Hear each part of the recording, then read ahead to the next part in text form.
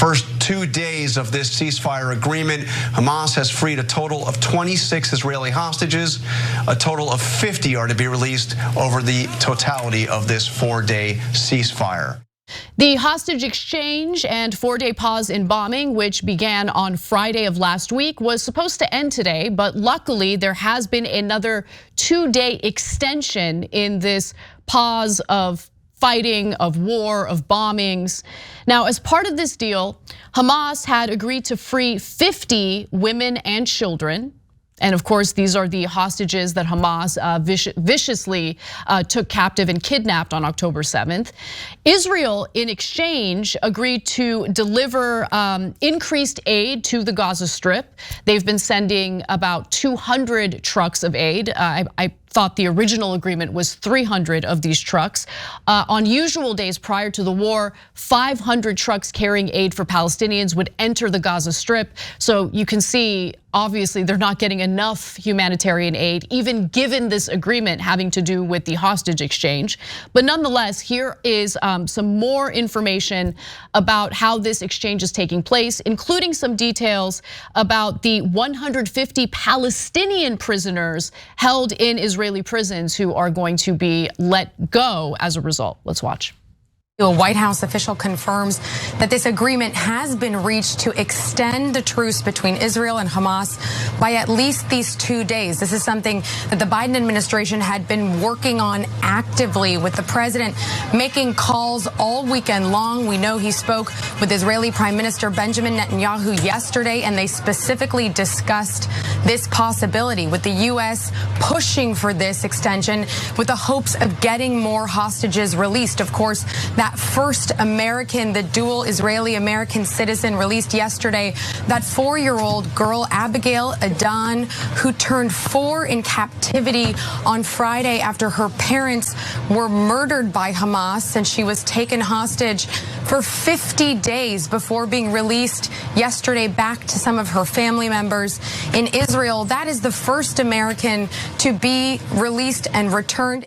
I just want to note that 4-year-old girl, who thank God has been released by Hamas, is now an orphan because Hamas slaughtered her mom and dad.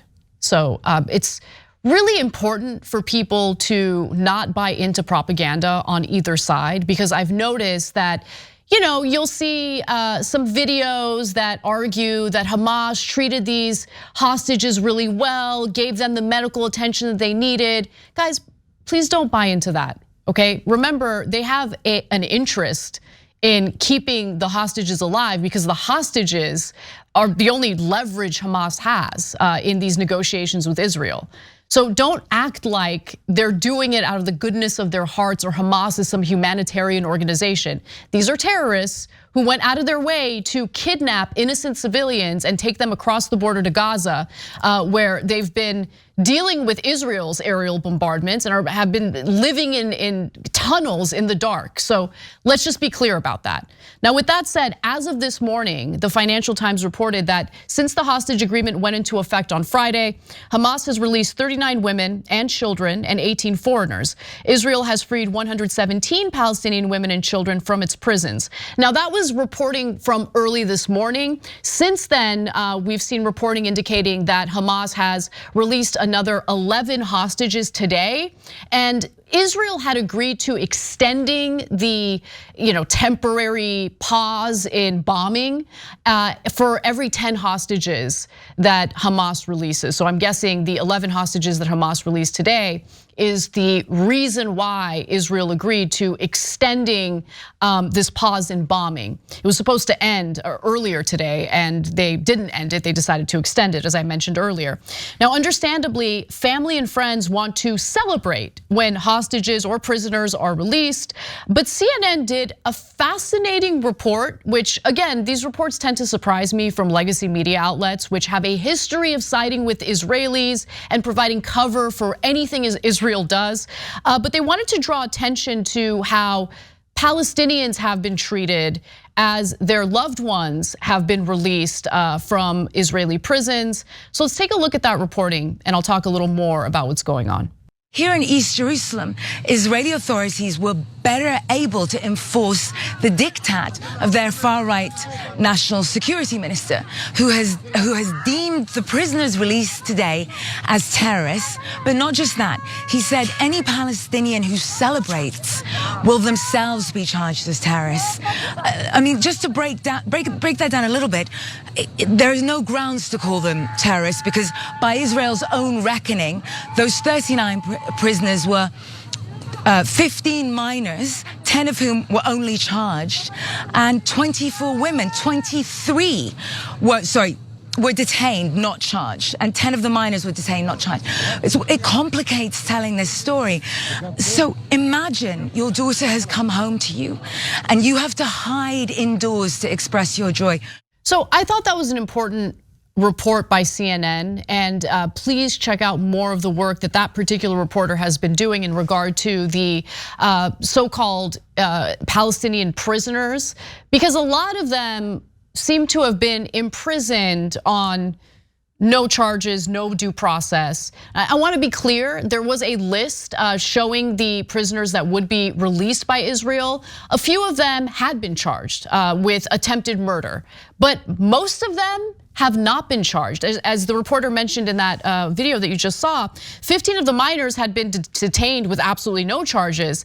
And this really highlights a practice in Israel known as administrative detentions.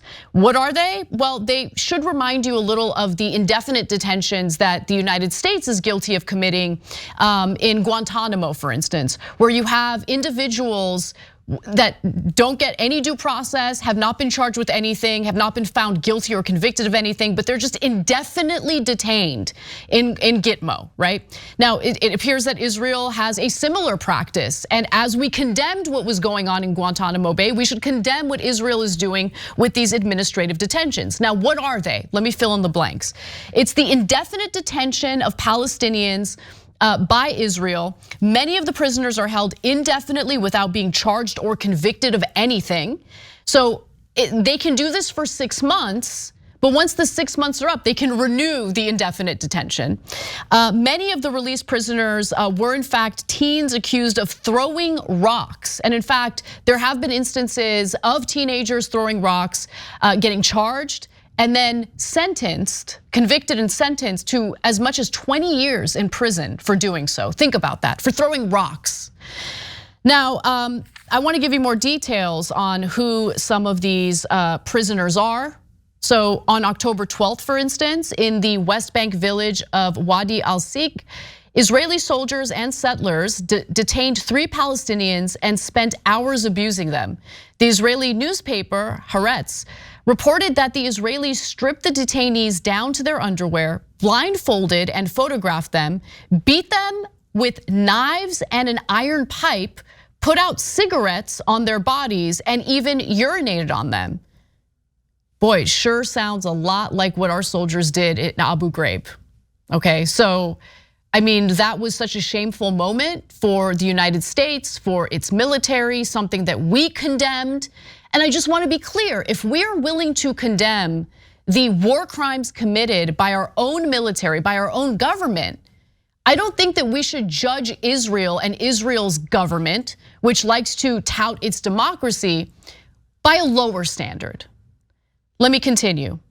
A tool of repression, Vox reports, that Israel has long deployed against Palestinians and has used even more aggressively in recent weeks is administrative detention, a practice that allows Israel to jail Palestinians indefinitely without charge or trial, meaning without due process. And by the way, when the trial happens, it's not done in regular courts or a regular court system, as is the case with Israeli citizens. They get charged in, or they undergo trial in military courts. Now, human rights groups have in fact deemed Israel's use of administrative detention as a blatant violation of international law. Even beyond administrative detention, when charges are brought against Palestinians in the West Bank, they're almost always tried in military courts that have a near perfect conviction rate. By contrast, Israelis are usually tried in civil court. Palestinians, in other words, are sent to a trap door instead of a fair trial. And guess what? Even reporters are targeted by this. Over the years, Israel has detained hundreds of people, including dozens of journalists, for security concerns that amounted to nothing more than social media posts. And since October 7th, Israeli forces have been aggressively policing what Palestinians are saying online. So merely including a Palestinian flag on a social media post or quotes from the Quran are being targeted by Israel as sources of incitement. So with all of that in mind, it's really important to understand how skewed the framing is when it comes to this exchange, because the Israeli government has really painted these Palestinians as terrorists. And if you celebrate their release, well, we're gonna consider you terrorists for celebrating the return of your loved ones, the release of your loved ones from these administrative detentions. And I think the fact that they're willing to call their family members, celebrating their family members' return, and calling them terrorists is just another indication of how easy it is for a Palestinian to be considered a bad actor, a criminal, a terrorist, an imminent threat to Israelis, right? It doesn't take much.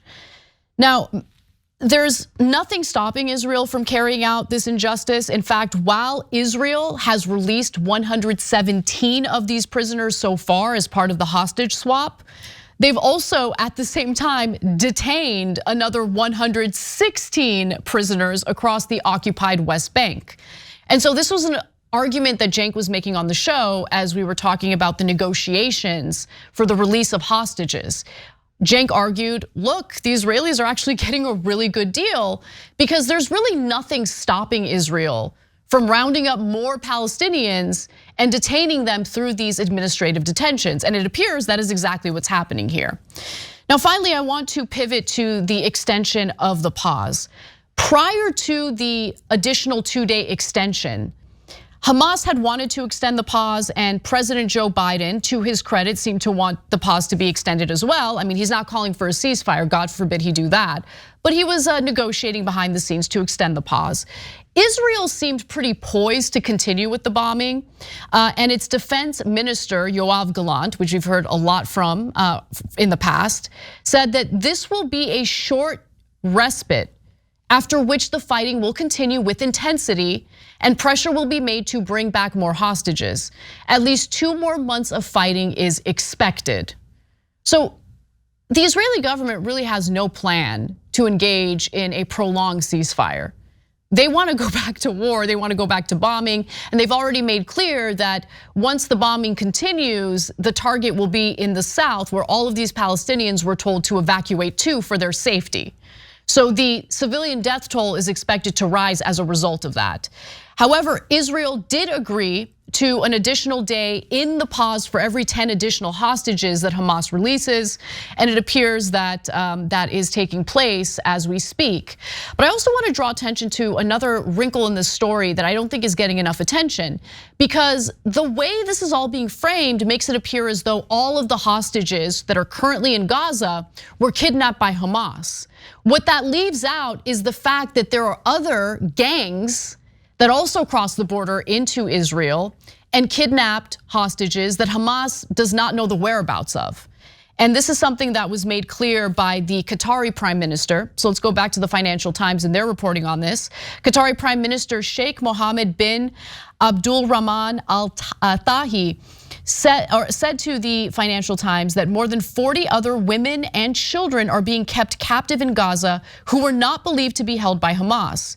He said the truce could be extended if Hamas was able to use the pause in the conflict to locate those hostages. And in an interview, he said the following: if they get additional women and children, there will be an extension. We don't yet have any clear information how many they can find, because one of the purposes of the pause is they, meaning Hamas, will have time to search for the rest of the missing people. And he also argues, and I agree with this argument, that there needs to be mercy on Palestinian civilians, something that the Israeli government and the IDF has no interest in. They again want to go right back to bombing as soon as they can. But the Prime Minister of Qatar also says something that I think is so true. The more you brutalize innocent civilians in Gaza, the more family members get wiped out. You will see an increase in extremism. So it is counterproductive to, on one hand, argue, well, we gotta root out extremism, we gotta root out Hamas, but engage in military actions in the Gaza Strip that only breeds more extremism and radicalizes more people because they want retaliation after their families have been wiped out. So I just think that this is all so incredibly counterproductive. I hope Israel takes some of the advice that allegedly the US government is giving them behind the scenes, because as we know, public-facing Biden, public-facing Anthony Blinken, public-facing John Kirby, every single one of them just repeat that Israel has the right to defend themselves and the US will defend them no matter what and supply the weapons no matter what. But if it is in fact true that Biden, behind closed doors, is warning Netanyahu to avoid making the same mistakes that the United States government and its military made following the 9/11 terrorist attacks, I just hope he takes that advice. I hope he's listening. So far, it doesn't seem like it, but I am happy that there's at least an extended pause in the bombings that the Palestinian civilians have been overwhelmingly suffering from.